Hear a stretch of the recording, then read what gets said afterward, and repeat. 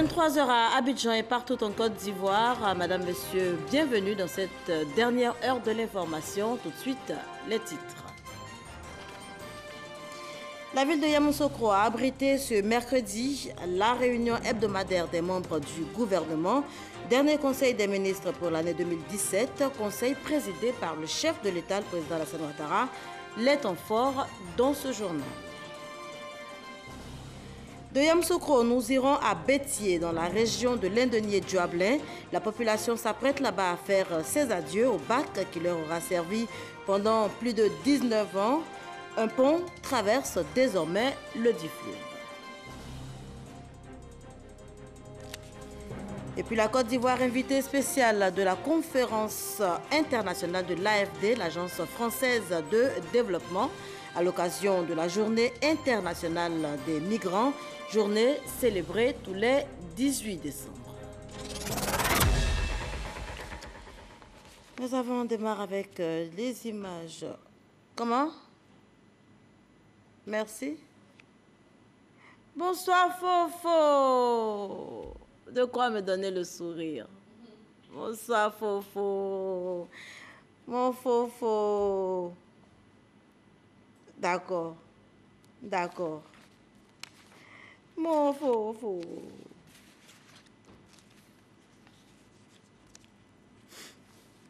Jacques, faut pas être jaloux, hein, c'est mon Fofo. Faut pas être jaloux, pardon, c'est mon Fofo. C'est mon Fofo, comprends-moi.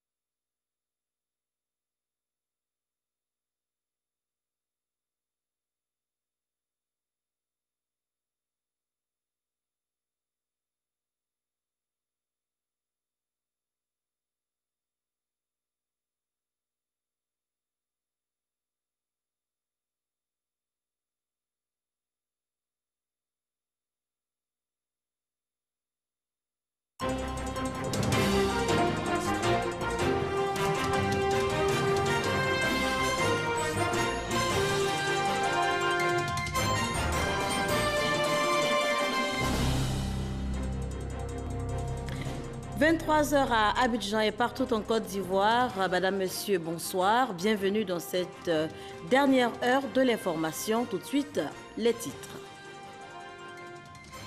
La ville de Yamoussoukro a abrité ce mercredi la réunion hebdomadaire des membres du gouvernement. Dernier conseil des ministres pour l'année 2017. Conseil présidé par le chef de l'État, le président Alassane Ouattara. Les temps forts dans ce journal.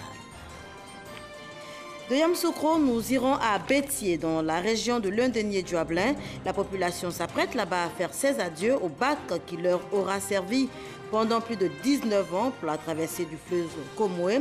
Un pont traverse désormais le dit fleuve.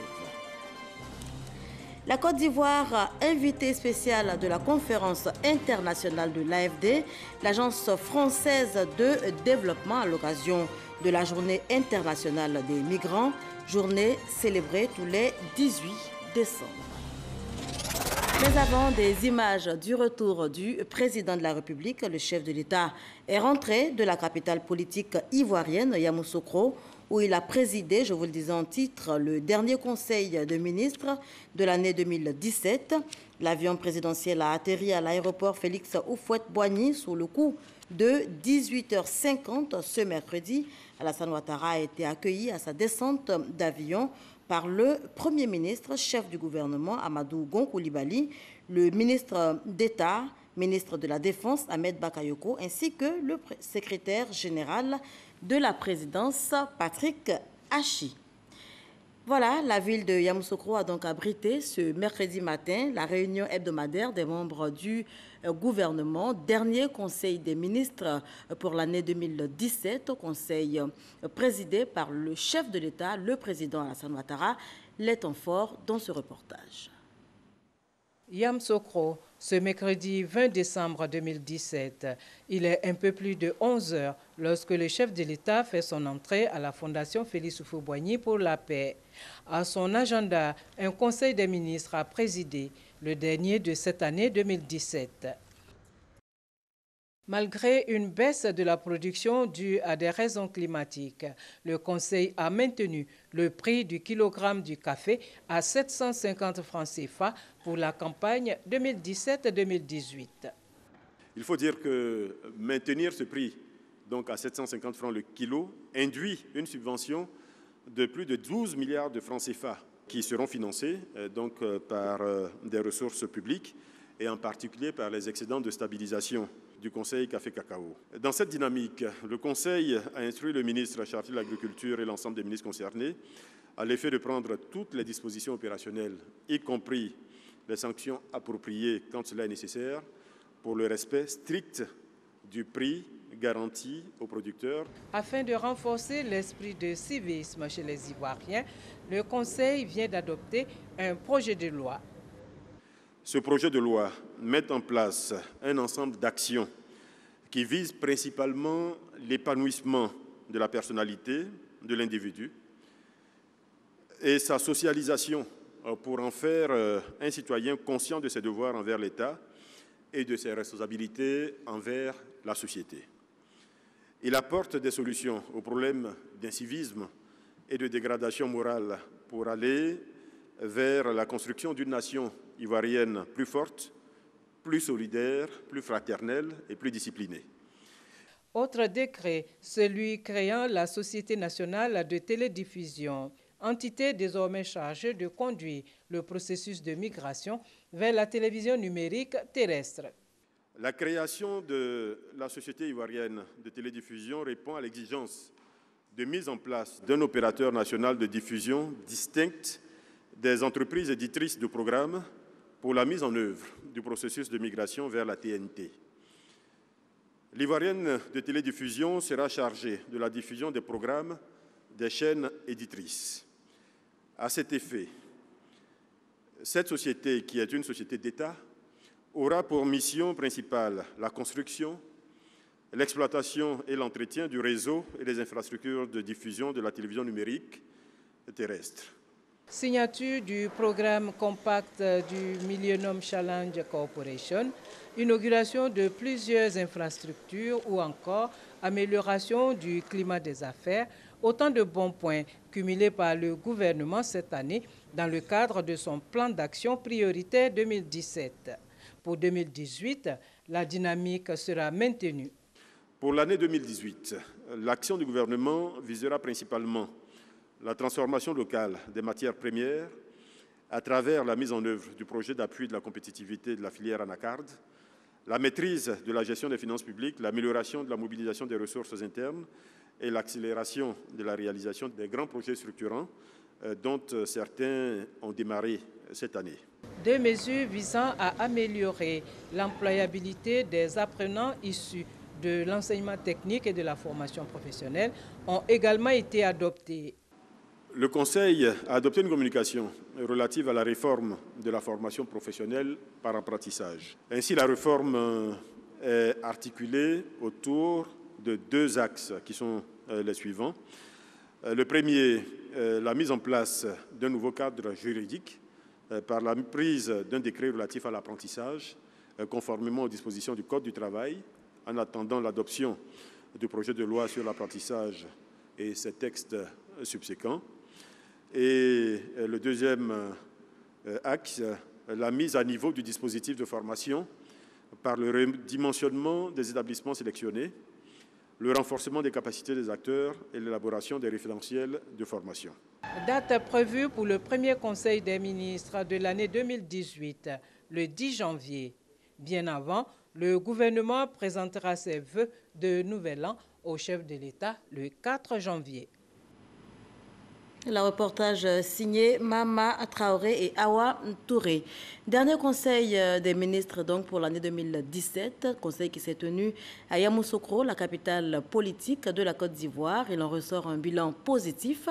Ce sont donc des membres du gouvernement satisfaits du travail abattu que je vous propose d'écouter.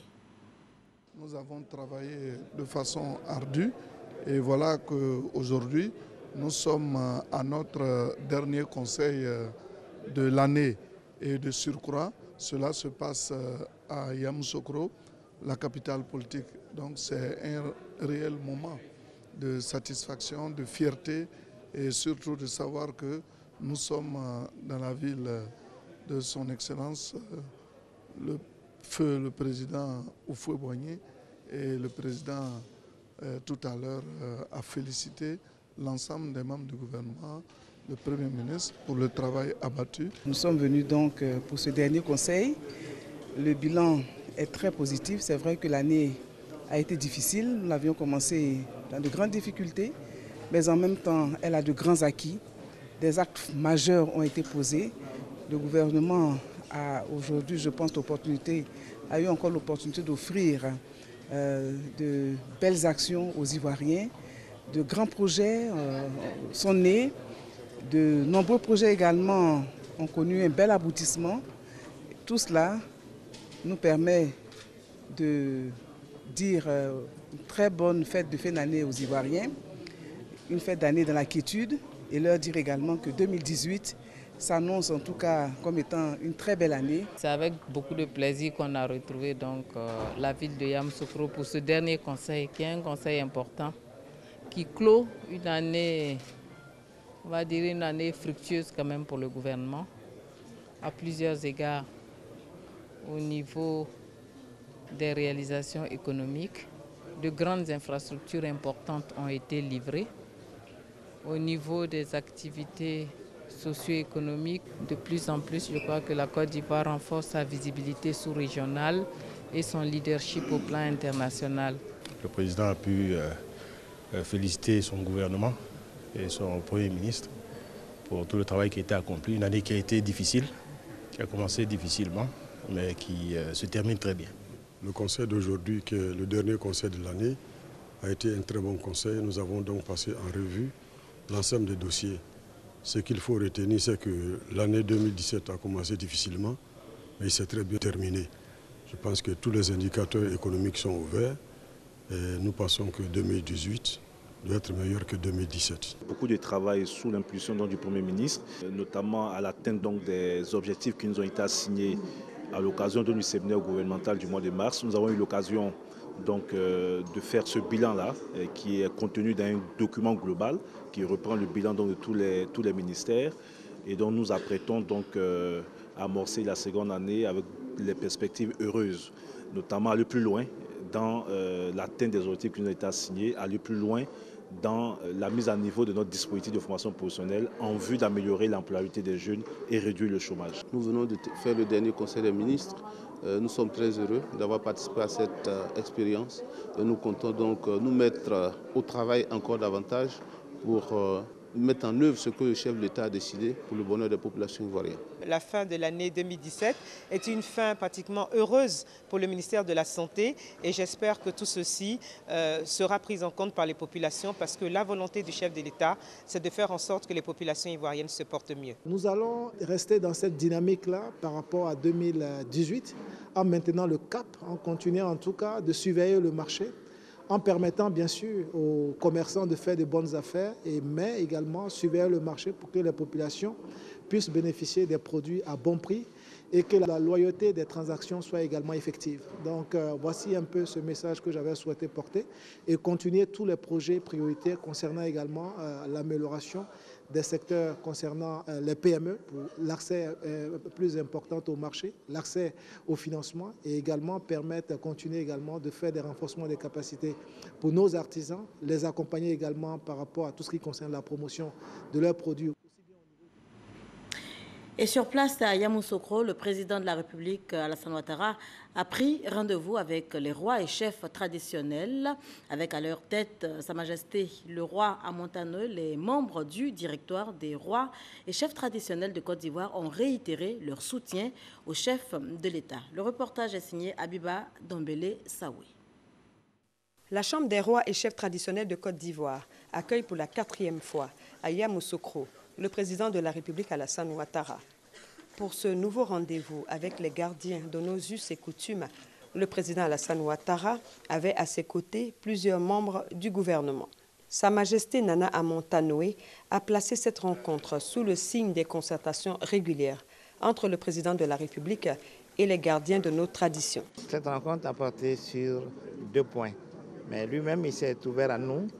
Il a dit combien il a été peiné par cette année 2017 quand il avait espéré, à partir de 2016, la Côte d'Ivoire a continué à rayonner de par le monde en faisant montre de sa stabilité et de son progrès constant. Malheureusement, 2017 a été extrêmement difficile, mais il garde bon espoir qu'à partir de l'année prochaine, la Côte d'Ivoire reprendra son bon train et que les choses iront nettement mieux et continueront à aller toujours mieux. Maintenant, il y a eu des questions peut-être spécifiques. Il y a eu la question de nos enfants ex-démobilisés. Et nous sommes d'accord avec lui qu'il faut que les jeunes comprennent que c'est toujours mieux pour eux qu'ils apprennent un métier et que le gouvernement les aide à réaliser des projets plutôt que de réclamer de l'argent, surtout avec violence, que la Côte d'Ivoire ne peut pas accepter cela et qu'il faut qu'ils changent véritablement de mentalité et qu'ils s'inscrivent dans le dialogue parce que beaucoup de choses sont possibles avec le dialogue, mais pas avec la violence. Sa Majesté Nana Amontanoué a souhaité que la loi organique portant attribution, organisation et fonctionnement de la Chambre des rois et chefs traditionnels de Côte d'Ivoire soit rapidement mise en œuvre.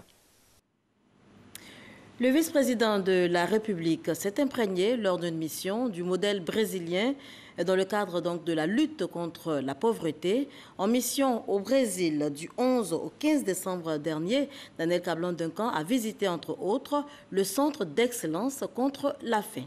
Viviane Aïma. La Côte d'Ivoire est candidate pour abriter sur son sol le centre d'excellence contre la faim pour l'Afrique de l'Ouest. C'est pourquoi la visite du vice-président Daniel Cablon-Duncan au Centre d'excellence contre la faim de Brasilia avait pour but de s'inspirer des succès obtenus par ce centre, dont la notoriété est internationale. En effet, grâce à son assistance technique, ce centre a permis au Brésil de développer des programmes de protection sociale, des programmes de sécurité alimentaire et des programmes de cantines scolaires à l'échelle des 60 000 écoles publiques du Brésil et alimentées par l'achat de vivres cultivés par les agriculteurs locaux. Un succès qui permet au Brésil d'être classé au rang des pays qui ont vaincu au sein de leurs frontières la pauvreté et la faim. Au cours de son séjour à Brasilia, le vice-président Daniel Cablon-Duncan s'est voulu un observateur attentif de ce modèle brésilien. Cherchant à en comprendre l'organisation, les méthodes, rencontrant les personnalités compétentes ainsi que les animateurs des différentes structures, allant même visiter une coopérative rurale de production de vivriers. Et j'ai cru comprendre d'ailleurs qu'ils gagnent leur vie, normalement. Je pense que, vous savez, nous avons des coopératives aussi en Côte d'Ivoire.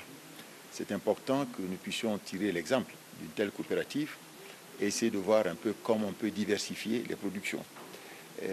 La question que j'ai posée, savoir comment la production se fait, est-ce que c'est saisonnière? J'ai cru comprendre que du fait de l'irrigation, du fait de l'utilisation de l'engrais, ils produisent pendant toute l'année. Et ça, c'est une bonne chose, de voir un peu comment ça fonctionne. Je crois que ça peut être un exemple de faire une coopération directe entre des coopératives de Côte d'Ivoire et des coopératives ici, donc, autour de la région donc, de Brasilia. Si grâce à son assistance technique, le programme alimentaire mondial a permis au Brésil d'éradiquer en grande partie sur son sol la pauvreté et la faim, il promet son assistance également à la Côte d'Ivoire.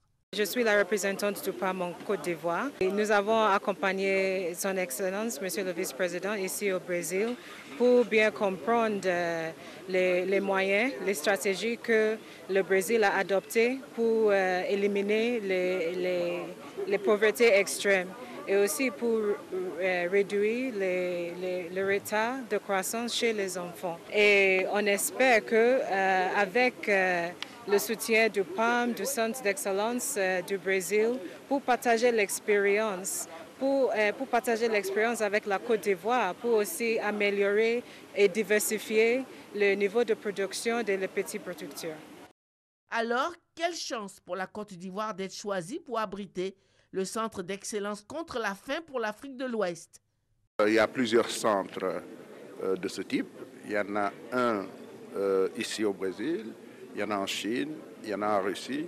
Et là, on est en train de discuter par rapport au premier centre qui devrait être basé en Afrique.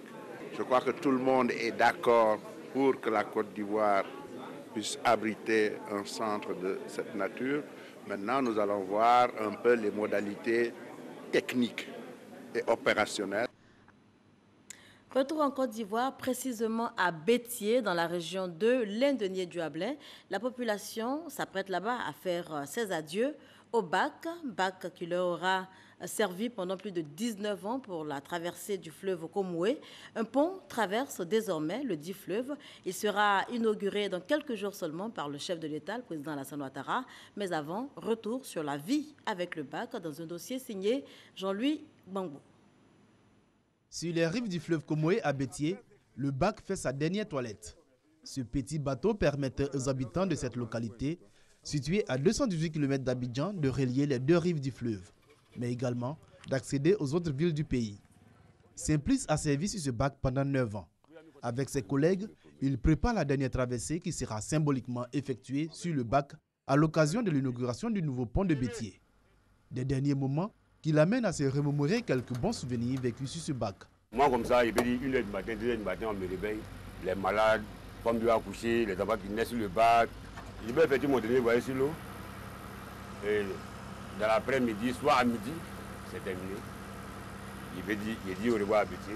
Face à cette séparation imminente, Simplice, lui, préfère cultiver l'humour. Demain matin, on sera ici encore pour attendre. Jusqu'au 22, on va attendre le président. Il va nous dire que je suis plus en partie. C'est dit comme ça. Là, au moins, c'est qu'il va donner le transport pour quitter Bétier. Le pont de Bétier ne signe pas que la fin des activités du bac dans cette localité. La traversée du fleuve Papinas disparaît également. Cette activité lucrative était détenue par les jeunes de la ville. Dans le bac en panne, on se retrouvait souvent avec 30 000 francs par jour, 35 000 francs par jour. Bon, quand le bac n'est pas en panne, souvent on gagne 15 000, 20 000, bon, ça dépend. Actuellement, c'est un peu plus parce que, si on veut voir, on a perdu notre emploi. Aujourd'hui, bon, on n'a pas d'activité, on est en train de penser comment on va faire. Bon, pour le moment, on est en train de prier Dieu. Aujourd'hui, on pense à leur reclassement. Avec l'arrivée du pont, il y aura d'autres activités qui seront créées et nous ferons tout pour pouvoir insérer ces jeunes-là dans d'autres secteurs d'activité. Les populations de Bétier, elles n'ont pas attendu l'inauguration du pont pour commencer à profiter de l'ouvrage. Du bac, ils gardent des souvenirs plutôt contrastés. Souvent, quand tu viens au champ, tu peux quitter là-bas, tu courais, tu vas venir. Et puis les gens des bacs, ils vont t'attendre. Tu vas courir jusqu'à quand tu vas venir monter. Et puis c'est gratuit, on ne paye pas. Mais si n'était pas le bac là, tu allais faire comment? Tu allais marcher, venir s'asseoir à ta pinasse. Avant, quand il y avait le bac, si on veut partir au champ ou bien on veut voyager par l'Abidjan, j'arrive au bord, je vais passer au moins 83 heures de temps au bord avant de traverser. Les chauffeurs de bac, ils prennent leur temps. Aujourd'hui, cette période est bien derrière. Tout le monde à Bétier salue l'avènement du pont, un ouvrage réalisé sous la supervision d'Atta Kra. En termes de qualité, vraiment, nous n'avons pas de doute. Nous n'avons pas de doute. C'est un ouvrage qui est construit pour peut-être nous même, je ne sais pas, peut-être 100 ans minimum. Hein. Donc ça veut dire qu'aujourd'hui, la population sera servie. Plusieurs générations vont passer sur ce pont-là. Donc ça, en termes de garantie, je peux vous dire qu'il n'y a pas de problème. Le bac, lui, connaîtra une nouvelle destination. Ce fleuve-là traverse beaucoup de régions. Et là, je vous dis, Bétier vient de bénéficier d'un pont, mais il y a aussi des régions qui aujourd'hui n'ont pas d'ouvrage. qui vit les mêmes difficultés que Béthié en son temps. Donc nous allons donc redéployer ce bac-là dans ces zones-là pour permettre à ces populations de ne pas se déplacer en attendant qu'ils puissent avoir un pont. Construit en 18 mois dans le cadre du contrat de désendettement et de développement CDD, le pont de Béthié, long de 189 mètres, a coûté 8,5 milliards de francs CFA. Après le bitumage des principales artères de la ville, le pont vient ajouter une nouvelle couche au désenclavement de cette région du pays qui demeure l'une des plus grosses productrices de matières premières agricoles.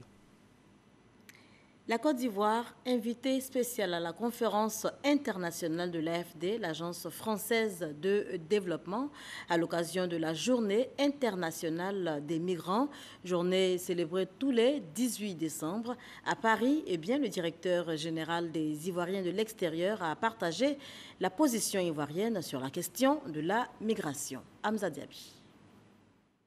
Les migrations existent depuis toujours à cause des changements climatiques, de l'évolution démographique, de l'instabilité et de la volonté de mener une vie meilleure. La réponse passe donc par l'instauration d'une coopération internationale qui aidera à encadrer les migrations.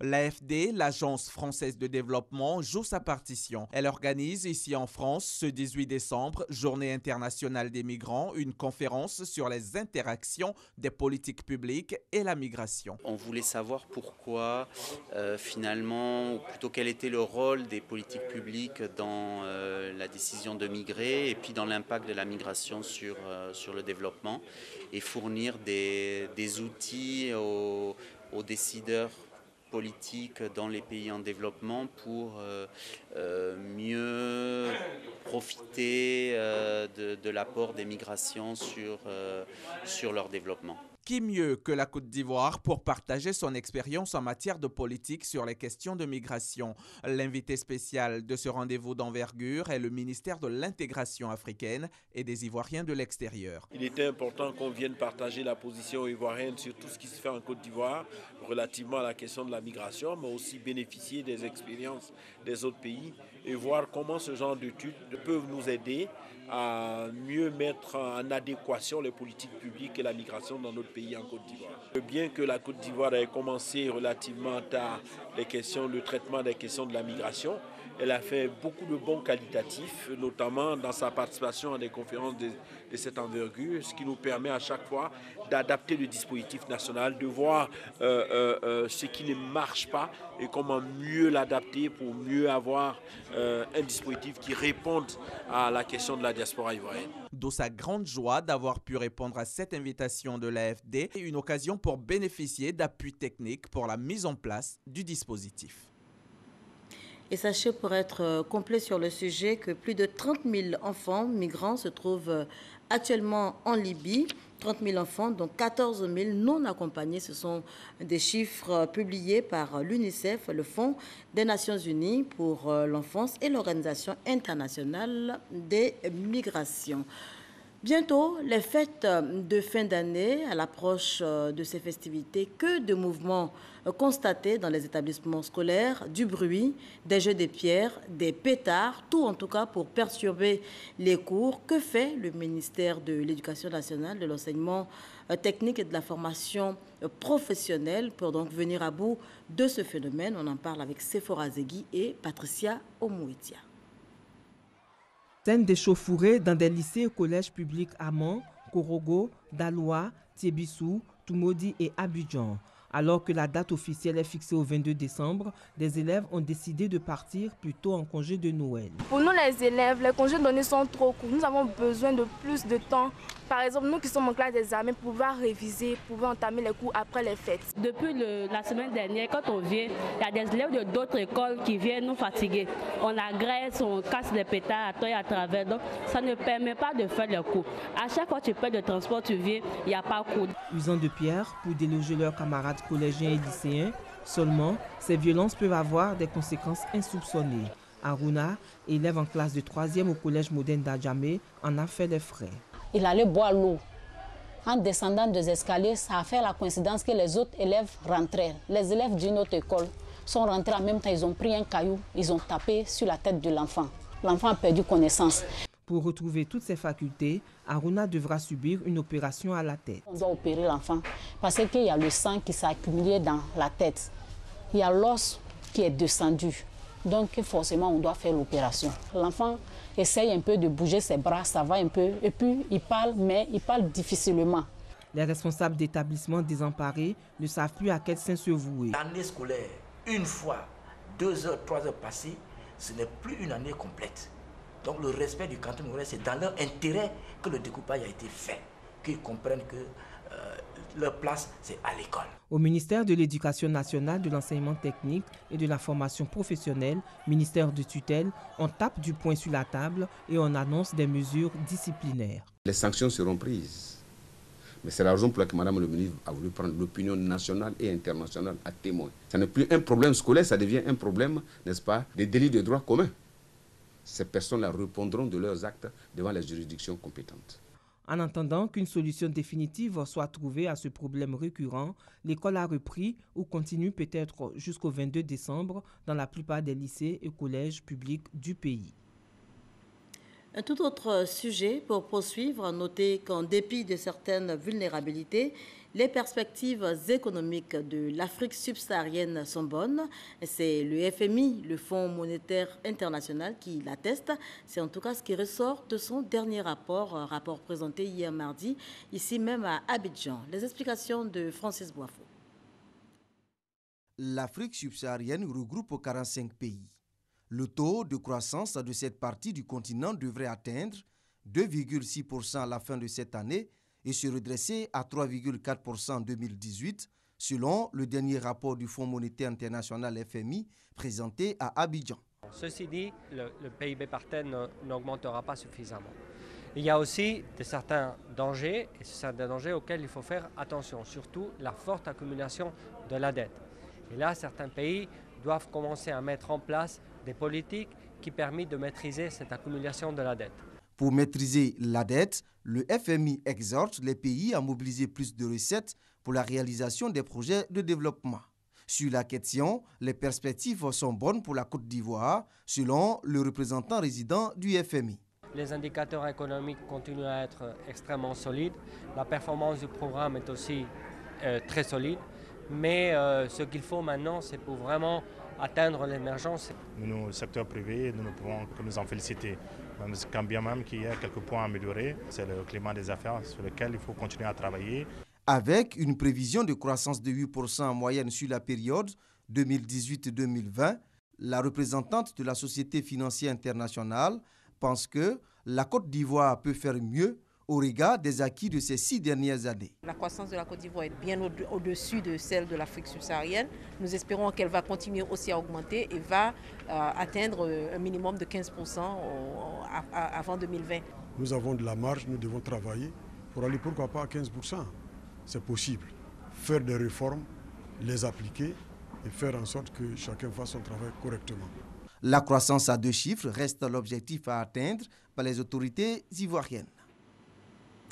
Agenda chargé, et là on parle sport, pour le président donc de la Confédération africaine de football qui séjourne depuis maintenant 48 heures sur les bords de la lagune Ébrié au bout de plusieurs rencontres avec les autorités politiques ivoiriennes et des visites de terrain.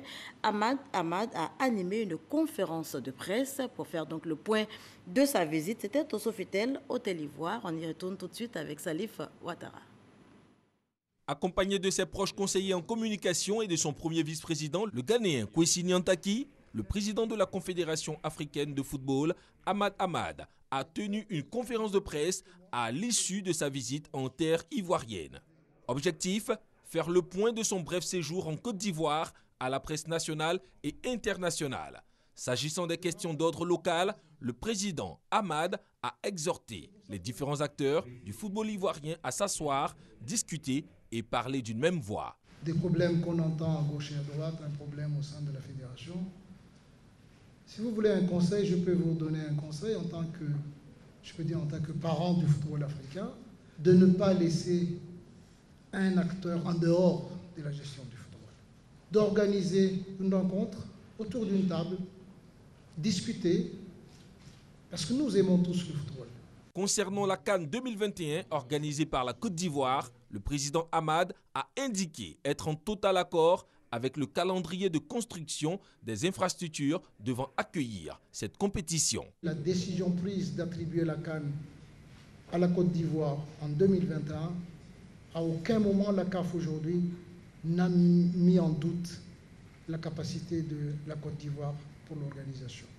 Le président Hamad a choisi cette occasion pour annoncer officiellement aux journalistes nationaux et internationaux la nomination récente de l'Ivoirien Jacques-Bernard Anoma, nouveau médiateur de la FIFA et de la CAF. C'est sur ces images que je vous dis au revoir. Merci de nous avoir suivis. Je vous retrouve demain, même heure.